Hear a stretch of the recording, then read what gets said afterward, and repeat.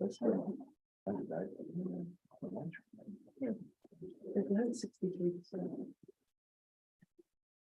Okay. I'll share. Go ahead, Madam Deputy Clerk.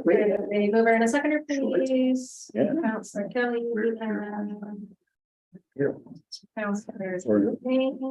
That we do now adjourn the in-camera meeting at 7:44 p.m. and return to our regular session of council.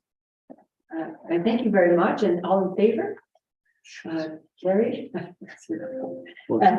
So we'll move forward with the committee report. We only have the one committee, the striking committee report, and if I may, I'll introduce the matter.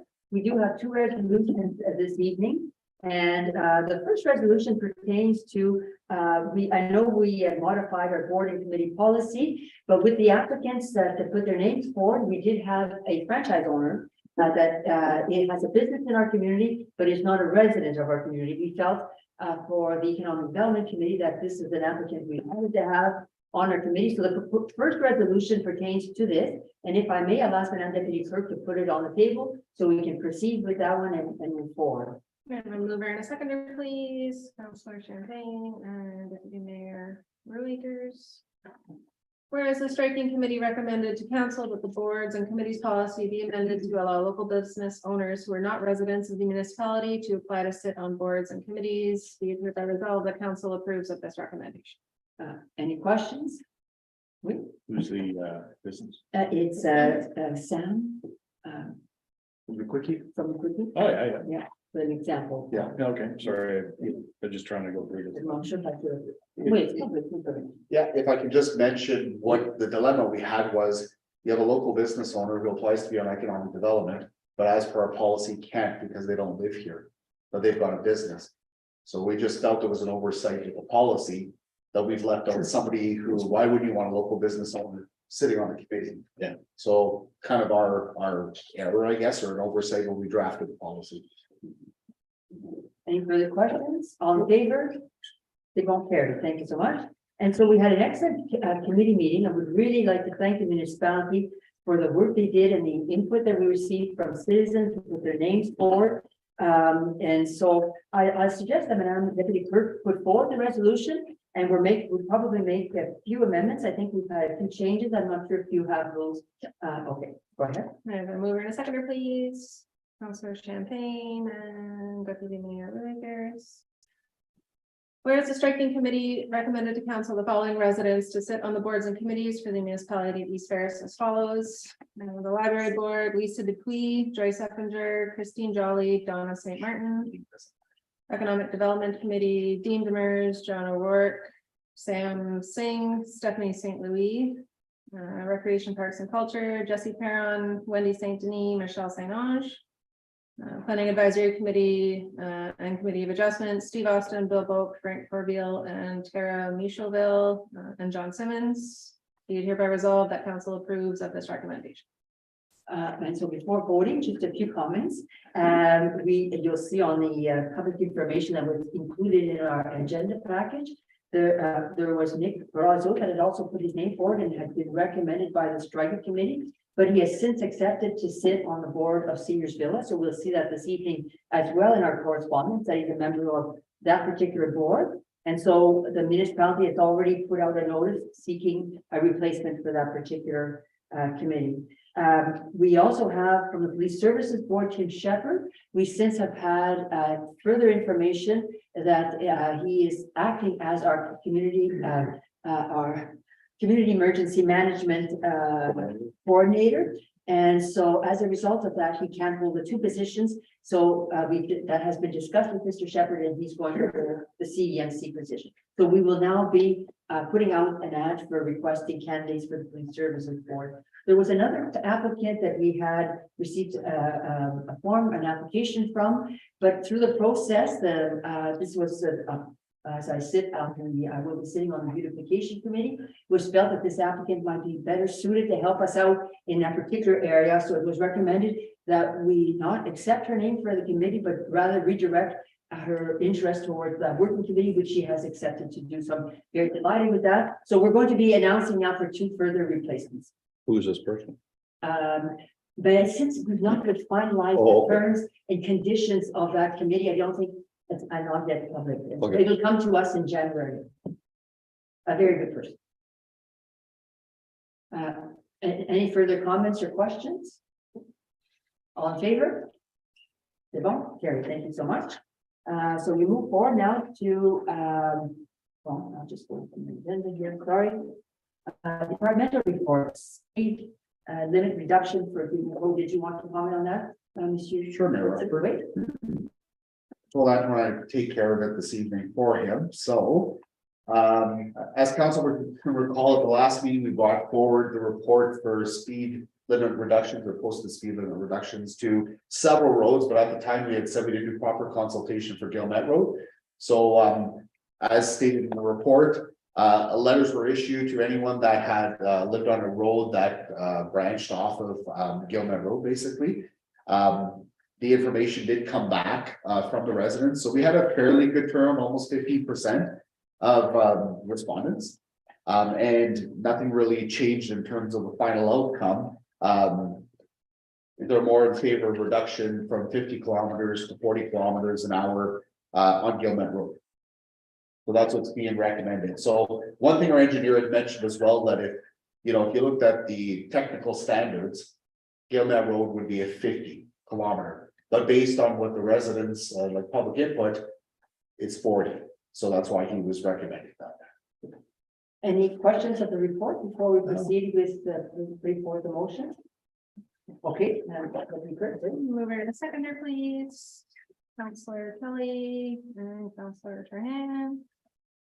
The Council of the Municipality of East Ferris accepts the recommendation from the Director of Public Works contained in report number R 2022-10 and adopts the following posted speed limit reduction on Gilmet Road from 50 kilometers an hour to 40 kilometers an hour, and that a respective speed enforcement bylaw be adopted. Mitch, that's the question. Tonight we're also reading first, second, and third reading. It's coming out for the later, is that correct? So we're doing this specifically for Gilmet Road. Okay, all in favor? Just a question on if it's passed, but I mean, did they take that sign down at the end where it says caution 50 kilometers an hour? Yeah, so I spoke to our engineer about that, and it's an oversight Okay, because there's a caution, one of the areas Councilor Champagne pointed out. It says caution, like there, so this is what it is. There's a turning arrow and it's got a yellow symbol, caution 50 kilometers. So when I brought it to his attention, I said, how do you have a cautionary 50 when the road is a 50? He said, well, the reason they did that was to highlight that there's a sharper turn. And it's 50 kilometers, kind of saying again, hey, it's 50 kilometers. But to me, it didn't really make sense, because normally a caution is a reduction of the speed sign. No, It's not, you leave it what, now right? it's unsafe speed up. So it'll be addressed, but that was the issue there. It's gonna be addressed because the road's gonna be 40 kilometers. Right? On that note, that report 12A. And then first, And mover and seconder, please. that's the speed reduction. Oh, sorry. Is that it? Am I on the wrong one? No, I'm on the Under right one. bylaws? Yep, yeah, bylaws, sorry, yes. Perfect. Can I have a mover and a seconder, Counselor Trahan and Counselor Champagne? Whereas Council for the Municipality of East Ferris deems it expedient to pass 3 readings of the following bylaw at this session, be it hereby resolved that a bylaw to authorize speed limits on certain highways within the municipality of East Ferris be read a first, second, and third time, passed and numbered 2022-54, and that said bylaw be signed by the mayor and clerk and sealed with the seal of the corporation. So we don't need to repeat all of the speed reductions. You have them in your agenda package. All in favor? They're going carry. Thank you so much, and thank you for the additional work. I really think it was excellent recommendation to go and send the letters out to the citizens and receive the comments. And nothing is set in stone. It can always be in the future. We can revise and Yeah. go it over and. If I may say one comment, Mayor Rocher, we got an email yesterday basically saying, I'm aware of some neighbors that just got the letter last week. Well, in all honesty, if you just got it, it was sent 2 weeks ago. We can't control how Canada Post disperses mail, but it shouldn't take 2 weeks to get to anyone's home. I mean, anything we've sent in the past is normally at someone's home within 3 to 4 days. And we had given more than a week time to respond. It didn't have to be re-emailed to mail to us. It could have been dropped off, scanned. So you may still hear from the public that we didn't submit because the letter came late. But what I'm hearing is there's an issue with Canada Post getting mail to people, and that's beyond our control. There I mean, is. we would have had to leave it open for 3 to 4 weeks. Yeah. It shouldn't take that long for mail to get. I got a letter sent from Boston, well, something sent from Boston, took 8 days to get it, so when I called to find out what's going on, it goes from Boston to Sudbury, Sudbury to North Bay, then get. Yeah. It's crazy. Bylaw number B. Yeah. Okay, this is the Humane Society, our agreement. Did you, put the motion for bylaw forward, sorry. Sure, sorry, can I get a mover and a seconder, Sure. please? Counselor Kelly and Counselor Johan. Whereas Council for the Municipality of East Ferris deems it expedient to pass 3 readings of the following bylaw at this session, be it hereby resolved that a bylaw to authorize the signing of an agreement between the Municipality of East Ferris and North Bay and District Humane Society be read a first, second, and third time, passed and numbered 2022-57. And that said bylaw be signed by the mayor and clerk and sealed with the seal of the corporation. So, Monsieur Tressier, this has been a great agreement. It's worked perfectly, and the fees are still very competitive with what we had before. Any comments? Yeah, I'll just say it's the second agreement we enter into, I believe, them, if not the third time we enter into them. This dates back to our prior CAO. This is a 4-year agreement. The current agreement expires at the end of this month. If you look at the fees, they go up roughly a little over 3%, or just say 3% a year. There was discussion, with inflation and that, do you increase the first year by a larger amount? But what we agreed to was that amount per year. Yourself, anyone, if you increase at 8% this year, that's compounded now. So we agreed on that value. It's actually the same amount. The last agreement went up $500 a year. The only difference now with the Humane Society, there is a difference in services that they provide because the provincial legislation changed. Yeah, that's- So Humane Society is no longer enforced cruelty to animals act, basically, right? It's now enforced by the province. So they still provide pound services for us, and they enforce our animal control bylaw. So even when we had a bylaw enforcement officer, they took care of animal control. They do provide stats to us on how many calls they get per year, things like that. If you look today in the paper, they just entered into an agreement with West Nipissing. I would say on a per capita basis, we're much lower than West Nipissing, we're much lower than North Bay. I think that it's the rurality. You look at North Bay, there's a city center, you look at West Nipissing, they're geographically spread out a lot more. So there's a lot more service provided to them. So to me, I see it as a fair agreement. Any questions? Our dog tags, are they up in value or are they about the same? Our dog tags are the same, though it could be changed when we look at the fees and charges bylaw that we're hoping to bring forward at the next meeting. How it works right now, the city of North Bay, Humane Society gets all licensing fees for the city of North Bay. For us, the deal we had made at the start was if we issue it, it's our money. If you issue it, it's yours. So if they pick up an animal that's stray, they bring it back to the shelter and it's got no tag. Before the owner can take it home, they have to buy a tag. The Humane Society keeps the money because they've made the sale, basically. So that's how we've enforced it. If they issue any fines of the provincial offenses from their agents, they collect those fines. They don't come to the municipality. So it's a pretty fair agreement, and we've had really good service for the Humane Society. No concerns as far as I know, so. But as far as that, are they up or so? Our fees per tag are not up. They have. But how about the tags itself? Are we selling lots of tags? So if you look at from the years, even prior to the Humane Society, dog tags started to go down. I think what was happening is people are not buying them. So we used to sell about $5,500 worth of tags a year. Now it's about 3,000, 2,800, something around there. So, yeah, I don't believe ownership of dogs has decreased in the community. I think people are taking a chance of not buying tags. And when I speak to the Humane Society, they don't sell a lot of tags for East Ferris. So it's not like the thousands of bit diverted, right? But at some point, we can consider what we can do as a campaign to increase that. Yeah. Thank you. Because we used to send them out with our tax bill. Now, a lot of people don't get their tax bills. They just pay at the bank and they don't get anything, right? So Yeah, definitely. Yeah, so if you pay with your bank, you only get everybody gets a final tax bill in a year, whether your bank pays or not. That's legislation. You get a bill in January if you pay your own taxes. If not, the information is sent to the bank. So you would not get one. So that has affected it. Also, years ago, we used to charge $20 a tag. If somebody had 5 dogs, it's $100. Then the fees and charges bylaw was changed to be $20 for the first dog and $10 for any additional dog. Well, right away that hit the revenues, because if you had 3 dogs, you just lost $20 there. And there's multiple people in the community that own more than one dog, right? So that affected it as well. Maybe put that on our website or whatever the case is, because I know well, a lot of new people are moving into the municipality, a lot of new people, so they're probably not even aware of it, right? The only way we publicly put it out there right now is every year in our calendar. So if you look at the annual calendar, it says right on like the 1st or 2nd of January, dog tags due. Mhm. And then in March, when we sent out the intro bill, because they used to go out in March, is when we sent all the slips that they could fill out and return. But now the bills go out in January, Mhm. so. Something to look at during our year. Yeah. Okay, all right. Any further questions? All in favor? Carry. Okay, so now we move to bylaw number 2258. Is there a report with this one? First, yes, so do we table the subdivision agreement? Yes, let's proceed with that and then open it up to any questions. Can I have a mover and a seconder, please? Sure. Councillor Kelly and Councillor Champagne. Whereas council for the municipality of East Ferris deems it expedient to pass 3 readings of the following bylaw at this session. We hereby resolve that a bylaw to authorize the execution of a subdivision agreement in accordance with the approval of SB 2018-02.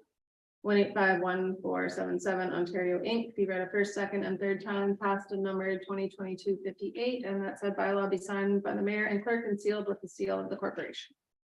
Thank you. So this is a subdivision that we've discussed at length. And so any additional questions that are based on the agreement that you've seen now that I guess was included in, no, I guess has been included in the agenda package.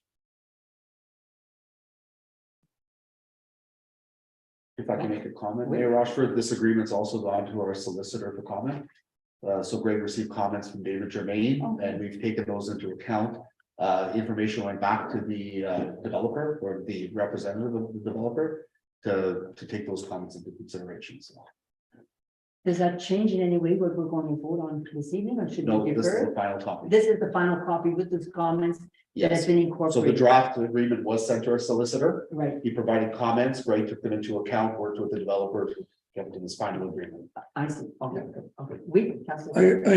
I know Bill 23 has changed the building climate in Ontario drastically. So I think the first, Greg, if you don't mind, the first meeting of our planning, we should go over some of the changes.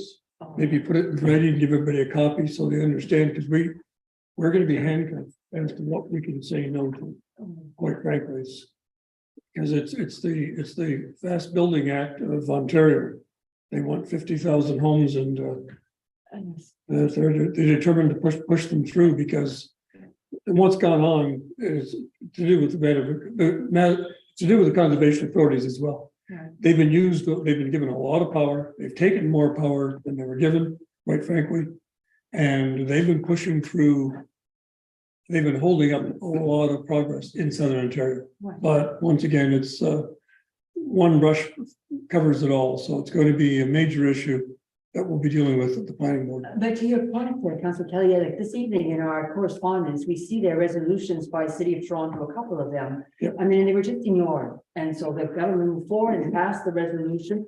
And if I may just to add to I was actually, I thought it was timely that we had the Ministry of Municipal Affairs, the report on our municipal profile. As part of that, I'm not sure what page it's on, in our meeting book, I think it's on page 106 and 107. But I know there's this, certainly there is construction in the municipality, without a doubt. But, and I know these here are actually a number of households that get added on for taxation purposes. But nonetheless, if you go to page, I think it's this one, page 106, 107 in our report, you'll see that, for example, number of residential households in 2017, there was 2,132. In 2021, there's 2,197, a 65%, not 65% increase, 65 new households were added on to our taxation roll, if that's how I understand it correctly, Mr. Threadseed. So basically 65 divided by 5 years is 13 new households that have been added on to our taxation roll per year. So that excludes 2022. Okay, that's up to 2021. So that's like an average, okay, because I know 2021 was a bit higher. But so I think that that's important that we also keep that at that overall look, 10 years, how we've progressed.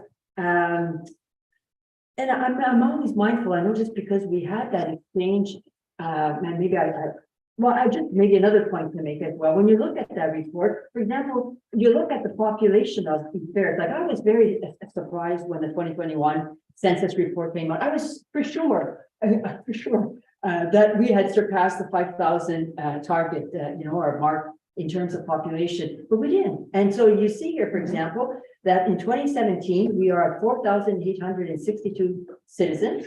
And in 2021, we're at 4,946. So 84 new citizens over that period of time in these fairs. And so that is, there's a certain, there's a lot of activity, but ultimately as well, those numbers do, ultimately consider. So I just wanted to point that out because I was surprised that it's one part of the same agenda package as this issue was coming forward. Certainly as well, I mean, an issue that we have in our municipality that's going to come before us as well in this next year is the need for affordable housing. It's everywhere in Ontario, right? And so on that note too, I just want for council to keep in mind as we embark on those discussions that we have a fairly good record here as well. Because when we look at the villas, if you take the overall number of units that have been added on in the villas, okay, so there's 2 of them that have 10 units, so basically 20. And then the last one was 8 units, so that's 28. And if we look at Mr. For example, in the village, Mr. Staples is building, those are going to be units that are rented, that's 32 units. So if you look at the total number of households and on a percentage basis, we've added, even though it's been specialized affordable housing for our seniors, we nonetheless have had some good records and some good development. So I put that out there just as a comment that as I was reading through the Ministry of Municipal Affairs, the profile report, but I shouldn't have maybe digressed so much. I'm going to take it back maybe to the subdivision. If there's no final questions, we can vote on it if everyone is comfortable. All in favor of subdivision agreement? Wait. Those that abstain or against? Okay, Carrie, thank you so much. So on that note, we proceed then with correspondence. Deputy Mayor Louis Akers. Yeah, I guess I'm looking at Donna Maitland's, and that should be carried forward for discussion. Absolutely, we could do it right now. I think that they're asking for a representative of our council Right. to be at an upcoming meeting. Just as a result of the fact that it's going to be the DSAB that evening that are presenting, and you probably know Mr. Mallette and Councillor Kelly. Yep. Would it be fair to would it be fair to ask you to be present at that meeting? Oh, I'd be glad to. Yeah. Definitely, sure. Would that be all right with council? Yeah. But you're not a member, you're just. No, I'm just observing. Yeah. And I'll basically not even a liaison, I'll just report back to council. A question of council, should we be issuing a letter of congratulations to the outgoing chair of Seniors Villa, given that they've been a volunteer for many years? And Who is the outgoing chair? Michelle Champagne. Oh, Mike's gone. Yeah, so if you look at it's a brand new board, and so we can leave that for further discussion then. No, we can thank him for sure. Send him a letter. So, Yeah. would you see that as being acceptable? Right? I think it. I'm in I have favor. mixed feelings on that. Yeah, I'd be in favor of thanking the past efforts of the board rather than an Yeah, individual. exactly. Okay, well. I think that would be I think more the in keeping, because More the totality of that whole board. exactly, and a copy going to Vivian Champagne, because she was one of the major pushers on the government side to get it done. So I think the outgoing board and if, I'm not sure of her last name, Yes. okay? Yeah. I mean, But she grew up with my daughter, so it's always been, but, you know, but I know she was one of the major pushers from the government side, because actually Rick and I were at a convention and she was the speaker because of the success of the village at the time. Yes, and I completely agree with the comment about the whole board, because there's Pauline Perron, there's Fernanda Ferrière, there's so many great people that are now, when you see a complete transition, it's pretty impressive that the complete transition of a board is going to carry on. So I think to offer congratulations to the outgoing board, I think it's a very good I recommendation. think, like, it's my opinion, if we've got everybody's address, a separate letter to each individual saying, thank you, your efforts have not gone unnoticed, and thank you for past efforts. And hopefully, success in the future, but I think just a thank you. Vivian Somerville. Maybe I said that. Yeah, but If that's still the last name. she's remarried. She's remarried. Okay, I recall Vivian Somerville from my prior appointment, dealing with Vivian, that's it was, but I have not seen her Okay, in years. See, Jason, I haven't either, so, Okay, okay, but I think in totality, I think. Yeah, I think it's a wise, thank you, that's good thinking. So, okay, so with that, anything else, ma'am? No, I think nothing else. Okay, very good. Next item, Councillor Kelly. No, I just have the Dave King, and the city of Toronto's got the issue about the buildings and so forth, and the fast. Just forget about the drawbridge, just full speed ahead type of thing. I don't know. Dave King, Integrity Commissioner, I think it'd be advantageous. I think maybe 6 months into our new council, I think maybe just have him come in and just give us. I can speak to it. Okay. So Okay. David King, we're actually working with now to come to council in January Oh, great. Okay. for orientation. It was scheduled for Thank you. January 12th, but we have council members that can't make it, so we're looking at That's alternative dates. And if we could have that as a public meeting, because I think people should understand when they phone the Integrity Commission. And even if an unfounded request or an accusation, you're talking $40,000 to $60,000 in costs to the municipality. Yeah, so 4 years ago, when we did the council orientation, it was closed to the public, which we're allowed to for education purposes. Right, But this one was also inviting all the committee members. sure, that'd be great. That's why we thought January, before everything really kicks off, Mhm. to have committee members come, because they weren't invited 4 years ago. I think it's super. So that was that plan, but what David King wants to know is that in our code of conduct stipulates that every new term of council, we will review the policy. So what he's asking is, does council want him to review it and make recommendations? That's where that is I think it's a good idea myself. Thank you. Do we need to have the direction that we would support it? Should we pass a resolution this evening to say that we support the David King review? Yeah, so we could do that for sure, it's like council for the Corporation of Municipality of East Ferris. Authorizes staff to work with David King to review the code of conduct. And a second piece to it was, he wanted to develop the code of conduct and conflict of interest procedures. So what happens now, we have a policy that says, here's the code of conduct. But what happens when somebody puts a complaint forward? Right. We don't have standardized forms and a procedure, so that was the second part to it. He says, you don't need to, I could just review your code of conduct and give recommendations. But I can tell you that the last time he did the code of conduct, we never came forward with procedures. So I think it's time to just let him do a review and come forward with procedures. Yeah. So that's what we'll do the council. Yeah, it's just, Council in support of that, well, we're gonna put forward it's informative. yes. Do you need to read, Sure, right. I'll read out Okay, the sure. resolution. and someone else? Can I get a mover and a seconder, please? Councillor Champagne and Councillor Kelly. That council for the municipality of East Ferris authorize staff to work with David King to review the code of conduct and come forward with procedures. On favor? Carrie, bon, thank you so much, that was excellent. Anything else? No, that's it. Thank you. Councillor Cahan? I'm good, thanks. Thank you. Councillor Champagne? Good, thank you. Okay, so approval of correspondence, and I'm getting good. Remover and a seconder, please. Councillor Champagne and Deputy Mayor Leakers.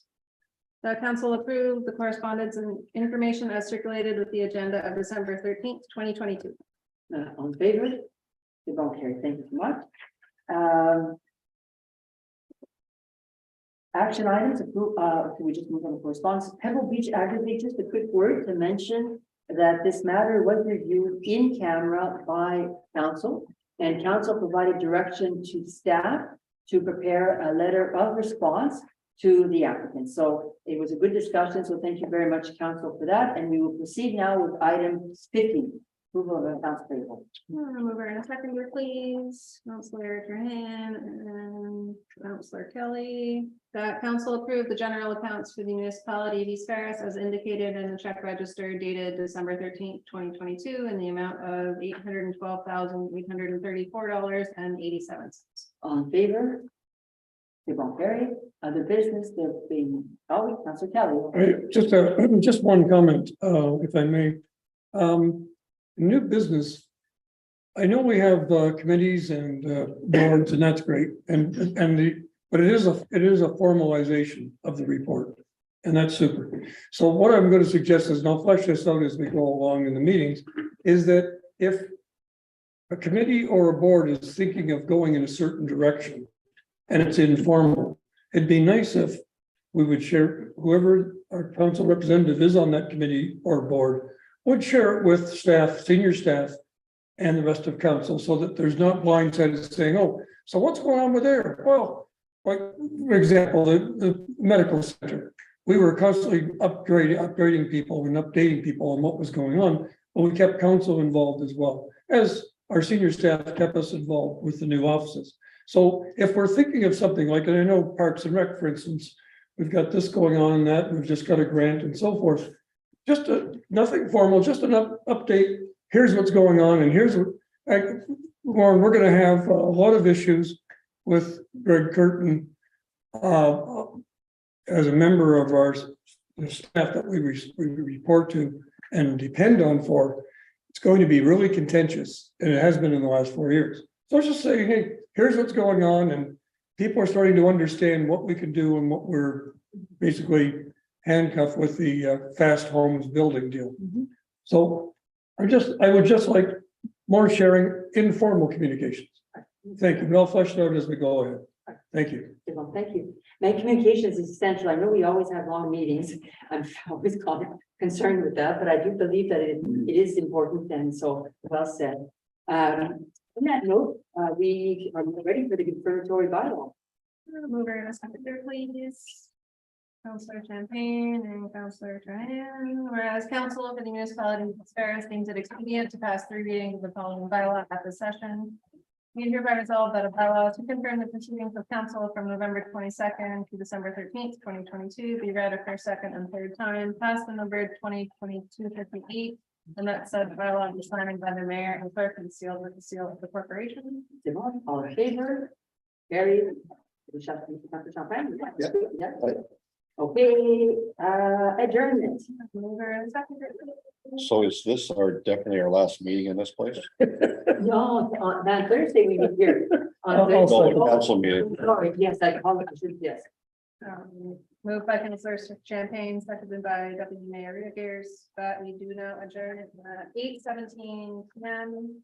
and meet again on January 10th, 2020.